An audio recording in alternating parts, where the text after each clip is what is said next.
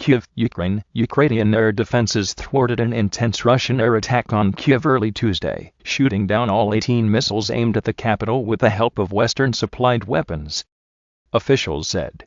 Loud explosions boomed over Kyiv as the nighttime attack combined Russian missiles launched from the air, sea, and land in an apparent attempt to overwhelm Ukraine's air defenses.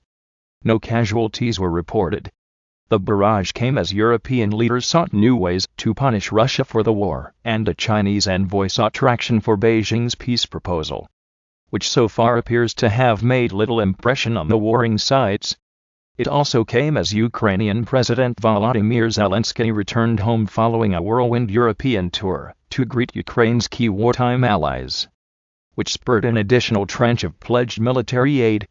The overnight attack on Kyiv was exceptional in its density, the maximum number of attacking missiles in the shortest period of time, said Serhiy Popko, the head of the Kyiv military administration.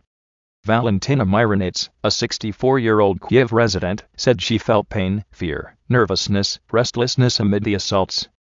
"God, we are waiting for victory, and when all this is over," she said.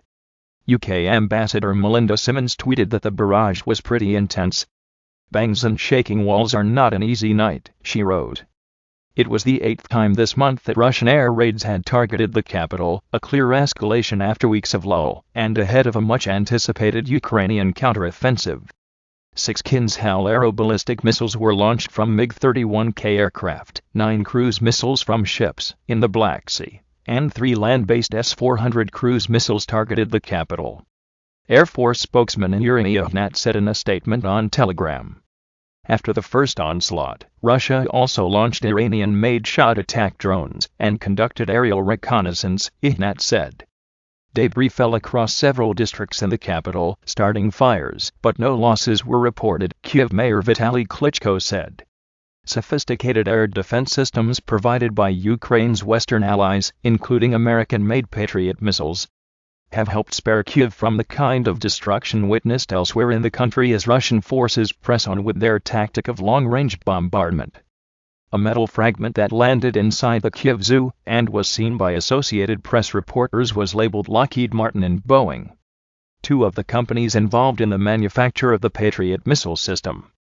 A Russian defense official said that Tuesday's attack destroyed a Patriot missile battery in Kyiv. Russian Defense Ministry spokesman Igor Konashenkov said the system was destroyed by a Kinzhal. He didn't provide evidence, and the statement couldn't be independently verified. Ihnat, the Ukrainian Air Force spokesman, refused to comment on the claim. The bolstered air defenses have deterred Russian aircraft from going deep into Ukraine and helped shape the course of the war, military experts say. Later Tuesday, European leaders are taking part in a rare summit of the 46-nation Council of Europe, the continent's main human rights body.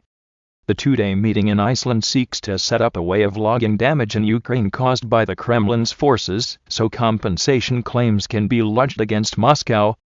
Meanwhile, a Chinese envoy is preparing to visit Ukraine and Russia in coming days as Beijing presses the peace plan it released in February. Li Hui, a former ambassador to Moscow, also will visit Poland, France, and Germany, according to the Chinese Foreign Ministry. Ukraine has cautiously welcomed China's proposal, while saying it would wait to see what specific actions China takes. Chinese leader Xi Jinping's government says it is neutral and wants to play a role as mediator in the war, but it has given Moscow political support. And a breakthrough appears unlikely more than 14 months after Russia's full-scale invasion.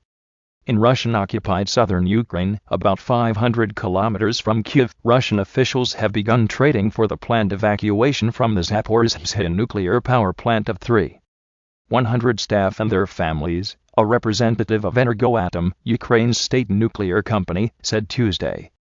The plant, Europe's largest, employed around 11,000 staff before the war, some 6,000 of whom remain at the site and in the surrounding town of Enerhodar. More Russian military units have been arriving at the site, and they are continuing to mine its premises. The representative told the Associated Press on condition of anonymity due to security concerns.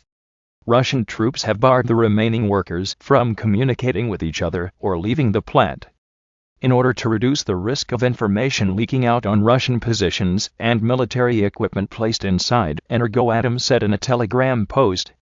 In other developments, at least 7 civilians died and 14 others were wounded in Russian shelling of Ukrainian regions from Monday through Tuesday morning, the country's presidential office said.